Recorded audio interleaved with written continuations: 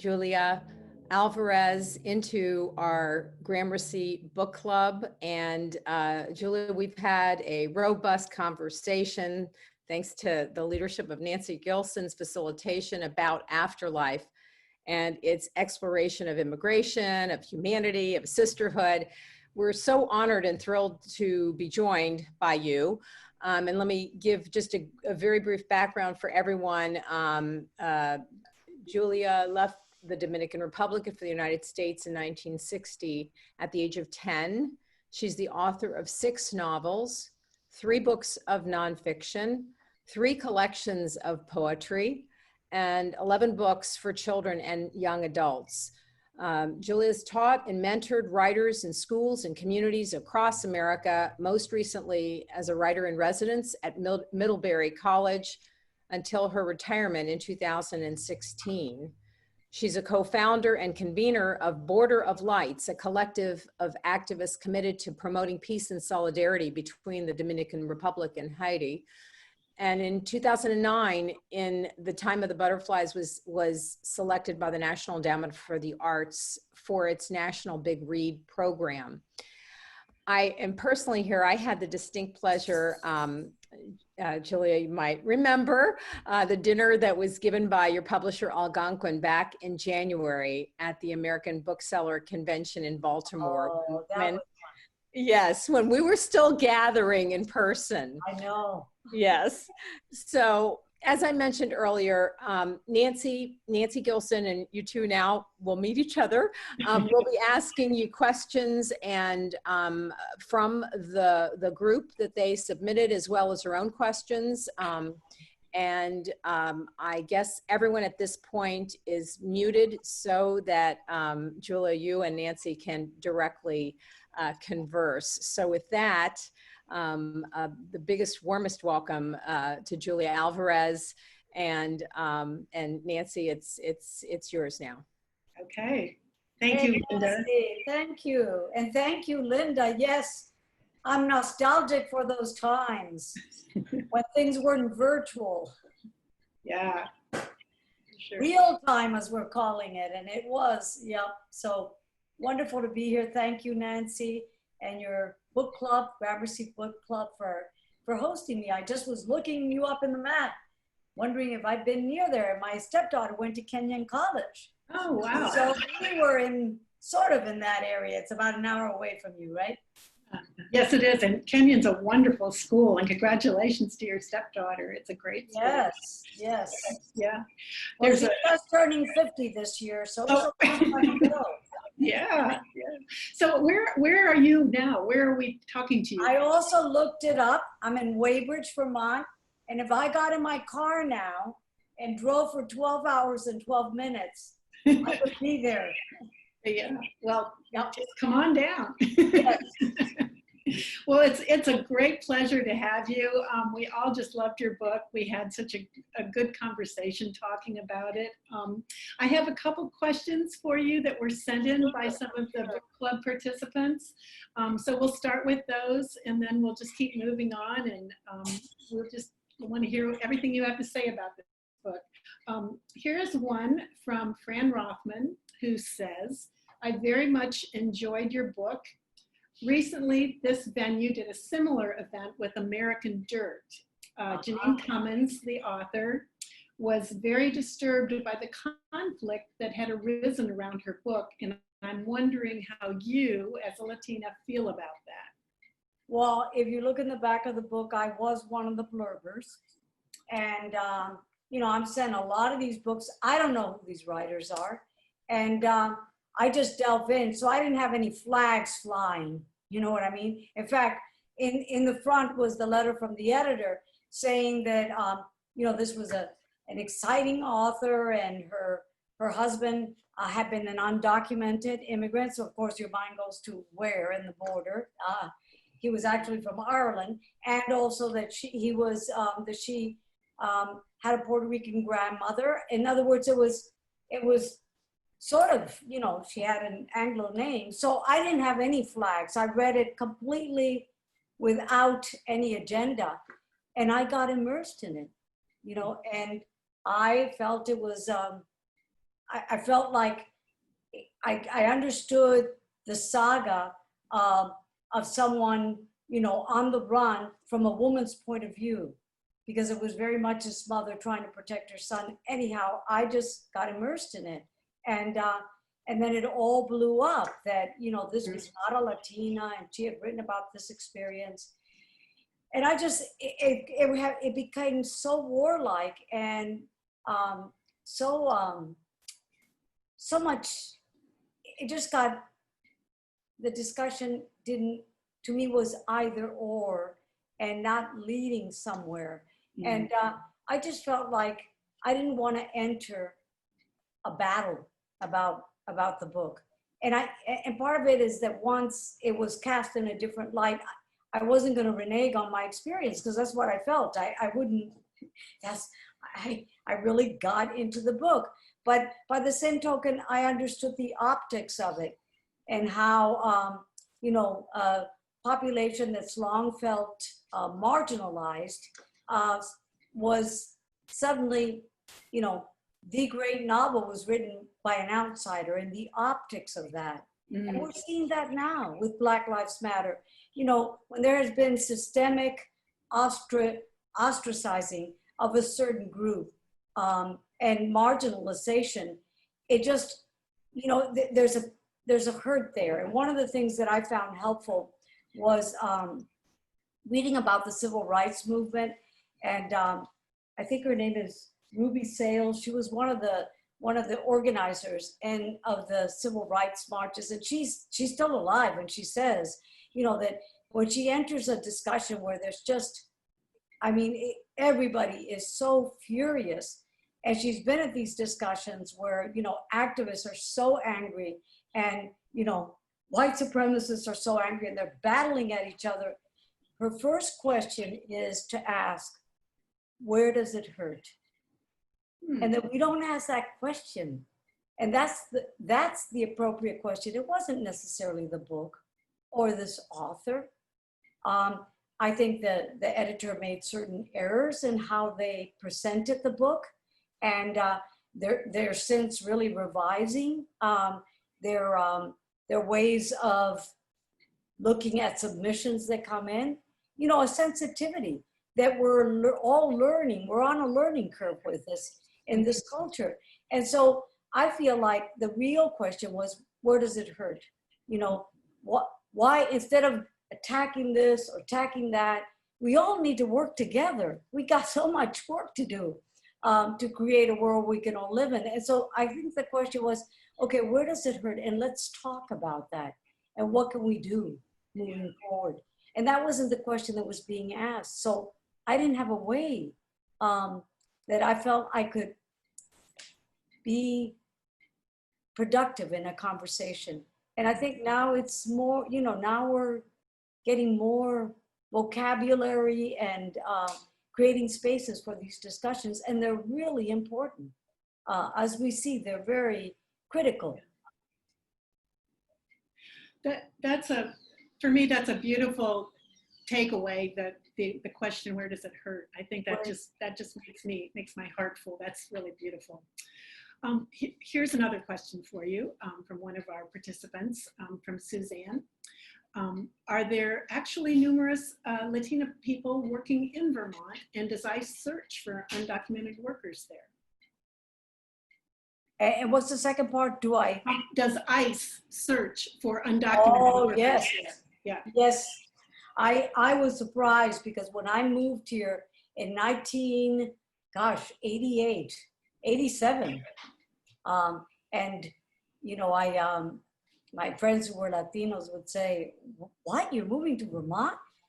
And they would call it the Latino compromised state of Vermont. I mean, really, in the census in the year 2000, there were, I think, in all of the state, 5,004 people of Hispanic descent. And, you know, that could have been college professors, students, but anyhow, but about 20 years ago, I started to be called a lot in my small community. It's a farm community, because everybody knows everybody's business around here. They all knew that I spoke Spanish, to come and translate at schools, at the hospital. somebody was giving birth, somebody had hurt themselves. Local farmers, friends of Bill, would call me, could I come over and explain the milking machine? Like, you know, suddenly I was, because there were no social services in Spanish.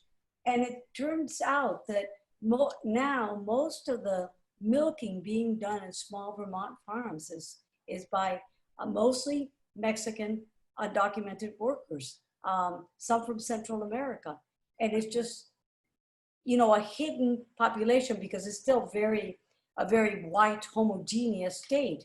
And ICE does rate the farms. I wrote a young adult novel called Return to Sender, which is based on many of the raids that they conducted during this, I guess it was a program called Return to Sender. And they raided farms. Kids would come back from school, kids born here, come back from school, and their parents would be in detention and strangers would be, it was just a mess. So yes, it comes to your doorstep. It might take a little longer, but it happened here. Yes, very much so. Here's kind of a follow-up question to that. One of our participants wants to know, does Antonia's decision to underwrite the travel of Mario and Estella and the child back to Mexico and contribute to Mario's establishment of a business there serve as an inspiration for people concerned about the flow of people out of Central America? Well, that's such a good question. You know, I wish I were a policymaker rather than a novelist.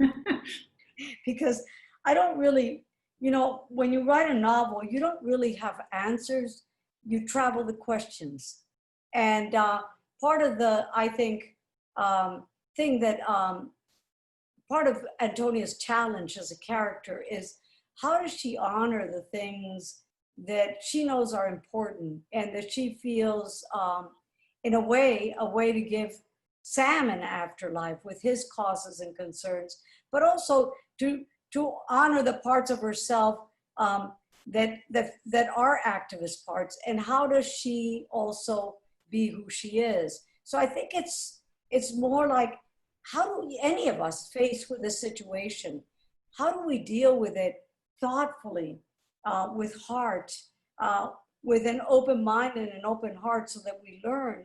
And I think part of the thing that she notices in herself is a tendency that happens to a lot of us who are well-meaning and want to help, is that we're going to fix it. You know, we're the ones that are going to fix it, instead of giving agency to the people who, you know, can fix it themselves. And part of it is that many of us who work with migrant communities know many of them want to go back home. It's home. That's where their familias are. That's where they came from. That's where they're rooted. And especially once they start having children. But life isn't viable there, you know. So yeah, how do we create, I mean, the reason a lot of these workers came to Vermont is because when NAFTA came in and flooded the Mexican market with cheap corn from the States, a lot of these small farmers who used to grow corn and sell it there suddenly couldn't have a living. So they came to this country, ironically, to help Vermont farmers who can't make a living here either, because they have small farms and they can't get the workers or pay the kinds of, you know, health insurance and things that workers want. So they're in the same situation. So how do we create viable economic incentives in communities so that people can live where they want to live and it be a livable life? I mean, who can blame them? Yeah. But at the same time, I deal with so many of them that are so homesick and, you know, wanting to go back home, and sometimes have left children there and then have children here. And that's wrenching. Yep. Yeah, good one. Here's a question I really like. It's from Lisa. As writers, we have choices in how we portray our characters through any number of ways. For example, how they speak, their actions, their habits.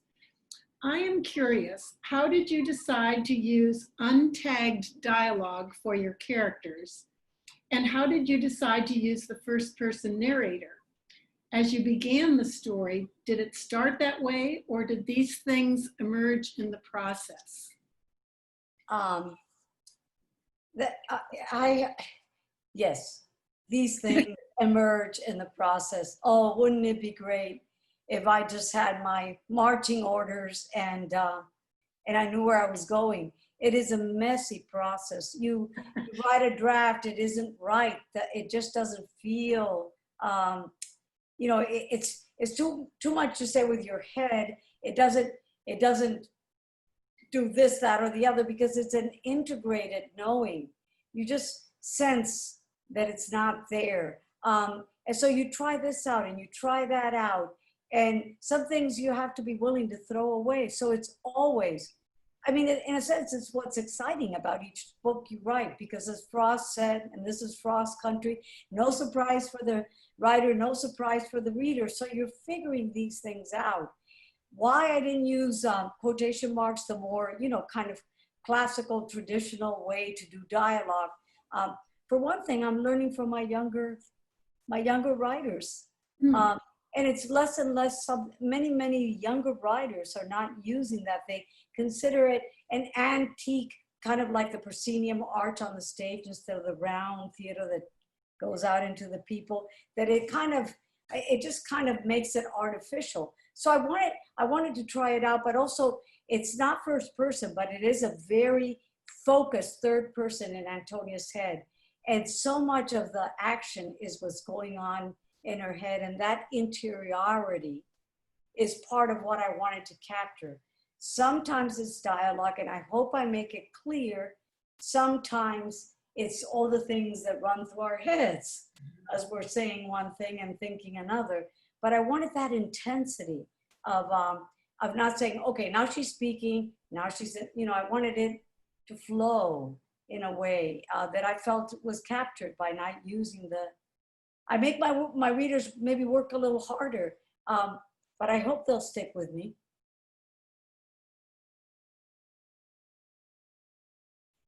That I would, every so often I would Google one of the quotes that she put in there, like who is the author and where was this from? I just found that delightful. So are those your favorite quotes? Are they Antonia's favorite quotes? Are they a mixture?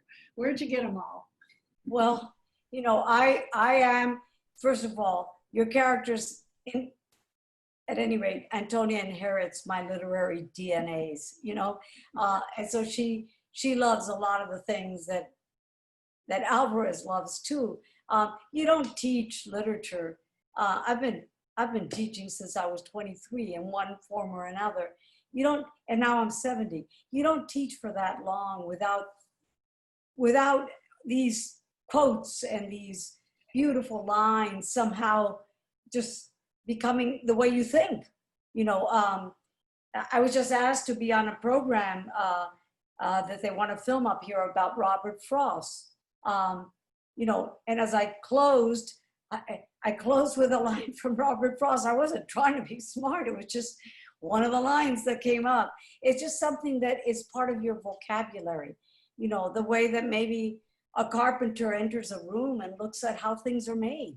And that's, part of their way of thinking. So yeah, a lot of them are favorite quotes. And for me, as with Antonia, it's not just that they're favorite quotes, it's just they, for me, hold a certain luminosity. They're like little meaning-making machines for me. And in a certain situation, I'll think of something, and it somehow brings it all together and integrates it. In these times of pandemic, at the end of the day, something or other will come up, some email, something we have to do. And I'll say to Bill, sufficient unto the day is the trouble thereof. Where the heck did that come from? Sometimes I have to look up because I know I didn't say that. And so it's a lot of times it's just the way I think, so yeah, it encapsulates for me. And I guess that's why, vocabulary, words, poetry have been so important for me. The one that just made me laugh out loud was when she was quoting the Wallace Stevens line, "After the final no, there comes a yes," and she got mad about that. She didn't. Yeah. She was fighting with him on that one. Yeah, because it's not just like you absorb it mindlessly. Sometimes you quarrel with the lines. I recently reread Robert Frost's Mending Wall, and the farmer wants a wall, and he says, "Good fences make good neighbors." And the speaker of the poem says something like, the first line of the poem is, "Something there is that doesn't love a wall." And then the neighbor says, "Good neighbor, good fences make good neighbors," and insists they build the wall. And, I mean, who do you side with? Especially when I read it and I was, a 19-year-old, I read that poem differently than now when President Trump wants to build a wall. And I'm totally with the speaker. I said, something there is that doesn't love a wall. So I love that there is an evolution. It's a relationship with a writer through their work, not the individual. We don't get to have Emily Dickinson come on to the Gramercy Book Club, or we can't call back Toni Morrison. So our relationship with these writers becomes with the text, which is rightly where it should be. Yeah. This novel is your first in quite a number of years. So tell us about that. Why not? Why not one sooner? Well, first of all, it's not like for the person that asked earlier about did you have it all planned and whatever, and I said it's a messy process. It didn't take me 15 years. That's how long since my last adult novel. I was writing other books for, I mentioned Return to Sender, for young readers. I was writing essays, memoir, but it was my first novel in a long time. Why did it take so long? I felt like I had reached a point in my writing where I really didn't want to just keep repeating things I had learned. And I was really interested as I entered into being an elder of the tribe. And I like to think of myself that way, I'm at this new stage. I really was searching for books where there were older protagonists. The same way that before, when I started writing, I searched for books that had Latina protagonists because there weren't any. And when I see a missing wedge on the shelf, I sort of want to write to it, And so I was really interested in, what does it mean to be an elder? What does it mean to be an elder writer? In the time left me, what kind of books do I want to be writing that I could only write now? I couldn't have written as a younger writer. And so I was integrating all these things in my own life and psyche and trying to understand this phase of life before I could really bring it together into an authentic and accurate characterization. So I think part of it is that I was on a learning curve, and I've always been a slow learner in many ways. And I was trying to understand, and so I was trying to figure out what I write now. And the other thing is, you might notice, when I finished the book, it was 185 pages. It sort of expanded, with a smaller size of the book into, I think, 236 pages or so. But I'd always written these large, expansive familia novels with complicated characters and many voices. And I would really also yearn to write a short lyrical novel, one that followed that Japanese sensibility of stripping everything, the haiku sensibility, stripping away all the excess, so what remains is charged. And so I was also wanting that kind of, integration, which means, as Pascal said, had I had more time, I would have written a shorter letter. I had to give myself a lot of time to write a shorter novel. Great answer. Here's one more question. This is from Anita, who said, I love the way Antonia expresses her inner thoughts. It reminded me of the stream of consciousness practiced by James Joyce. Are there any authors in particular who have influenced your writing style? Oh my goodness, so many of them, so many of them. And I mean, again, it's not just so many years of teaching, but since I was a teenager, I came into English really when I came to this country as a 10-year-old. And it was where I became a reader, a wonderful teacher, 6th grade teacher. Hooray for really great elementary school teachers and librarians that put books in my hands. I became a reader. So I have been, I've been reading and picking up an author that I'm passionate about and then moving on. I began with poetry. That was my first love, I think in part because the musicality of poetry reminded me of the language I had left behind. And so I really was very influenced by poets and wanted to be a poet. I had no idea I was going to be writing novels.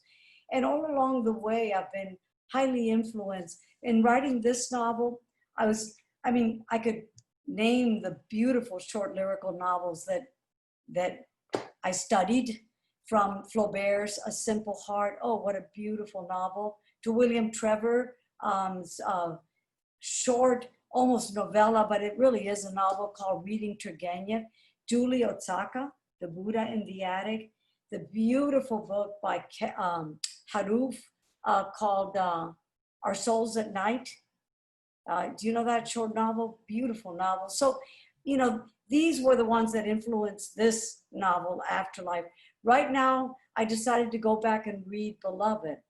Because, one thing that I love about rereading is that when I last read it as an undergraduate, or maybe graduate school, but that was a long time ago. And part of the pleasure of rereading is that you get to revisit who you were. Especially if you have the old copy and you look at your comments in the margin and you go, oh no. So I'm reading Beloved and I am just blown away. I want to read everything over and everything I haven't read by Toni Morrison. So I think she's very much someone that I'm drawn to because I feel like something she's doing is something I need to learn about storytelling. And anyhow, that's a messy answer, but loves are so messy. Yeah. And of course, my first love, the first book that I remember loving is The Arabian Nights and falling in love with Scheherazade, a storyteller who saves her life by telling stories. And then, Little Women, that was huge. If you grew up in the early 60s, late 50s, that was, all these girls were the main characters. Then from there, I went to Jane Austen. I read every Jane Austen novel. I loved that these were female characters. George Eliot was huge for me. So yeah, all along the way, Virginia Woolf, To the Lighthouse. These are all, when we were moving, downsizing supposedly, Bill said, you've got it. This shows the difference between us. He measured how many books I had with a tape measure. He said, you only have room for so many books. And, you got to get, I couldn't get rid of books. That book, maybe I would never reread it, but it had meant so much to me. It would be like throwing out a child, there was so much in it. So I'm surrounded, as you can see. And then there's downstairs, and then there's the hallway, and then there's the kitchen shelves, and then there's the main room. And then downstairs there are bookshelves. I think I see on your bookshelf your new picture book. Oh, right behind you. yes. Is that right? Yeah. Well, Yeah. this is the new picture book. Can you talk a little bit about that? Okay, if my publisher forgives me. This is another publisher. This is, Sorry. This has got to do with my involvement in the Dominican Republic with an organization called Mariposa DR Foundation. Uh-huh. And I mean, this is what's good. What I love telling about this story is how a book can influence someone in ways you didn't know. This American woman, Patricia Thorndike, read In the Time of the Butterflies and was really inspired. And she started an organization in the DR for young street girls who were not getting an education to empower them, give them education, and make them the new butterflies, the new mariposas. And it's the Mariposa Foundation, and she's had amazing success. These kids have won scholarships even to American colleges. She's done amazing work. But when I was there, I would go there and volunteer because I'm on the board. And one of the things I noticed is that the girls were learning a lot of stuff, but they didn't have a way of integrating it and focusing. And I kept seeing some of them fall away and drop out. And so I urged Patricia, because meditation has really helped me a practice in terms of staying focused and, dealing with a runaway mind and all the accessibility toys that are distracting us all the time, to institute the practice of mindfulness and meditation. So because they're the mariposas and the main character is a butterfly, it's about a young butterfly called Mari, and her last name is Posa. If you put them together, the bilingual people out there know it's a pun, because she is already a butterfly, but she doesn't know it because she's so scattered. And so she has an encounter with a bud who helps her focus and stay centered. So it just came out, gosh, a week ago. Yeah. So it's the newest baby, but they live beside each other on the shelf, and but what luck, to publish 2 new books after so many years in this time that we're all living. It's just, everything has had to go virtual. So do you have another book that you're starting to work on? I'm always working on something, Nancy. Seriously, I just, when friends or family say, "You mean you're still writing?" Or, and I think, "You mean you're still breathing?" I mean, for me, it's a practice. I do, the meditation practice has helped, but, when I got introduced to meditation, I kept thinking, why is this not so new to me? And it's because when I write, it's that kind of losing of self and focusing on what you're working on. And through your characters, through your stories, you're really integrating and learning things. It's not just the reader. The books that you write and the characters are teaching you something as a writer. When I finish a book, it's changed me too. I think it's a way of moving through the world. And some people do it one way, and for me, it's through writing. So yes, I'm working on something. Many times struggling. It's hard to be concentrating now and focus with all that's going on. And I think I tell people this, and then I have to say, note to self, to be gentle with yourself, because we're all living this deeply transformative, mythic moment in some ways, and we need to pay attention to what's happening, because if we can't sink below a certain level of attention if we want to be writers that can be useful to our readers. So I'm also trying to pay attention and be learning things from what's around me. Well, I think we're almost out of time, and I'm certainly going to carry many of the things you said tonight with me, especially thinking about asking people, where does it hurt? Oh, wow. So I thank you so much. You've just been so wonderful to talk to and so insightful, and I'm going to turn it back to Linda Cass now. Thank you, Nancy, so much, and thank you for all the readers for gathering together. Someday, it'll be in real time. Right. Yes, thank you. Thank you. Thank you so much, Julia. And you know, I feel my heart is full right now. So um, we are so appreciative of just all the things that you do for us to make our heart full. Thanks to Nancy, also Nancy Gilson. You are just a wonderful Yes. facilitator. And you know, to all of you tonight for participating in this discussion of just an extraordinary novel, Afterlife. Just a quick reminder to everyone, if you scroll up the chat box, you'll find the Eventbrite link to the next month's discussion of the Women of the Copper Country and the August discussion of hieroglyphics. Gramercy Books is now open daily from 10. Oh, wow, great. Yes, we actually have real, of course, with masks and distanced and whatnot, but you can stop by the store or call us to place an order at our number 614-867-5515. And we also provide curbside pickup for contactless visits. So thank you again, Julia, Nancy, everyone, for joining us, and enjoy the rest of your evening.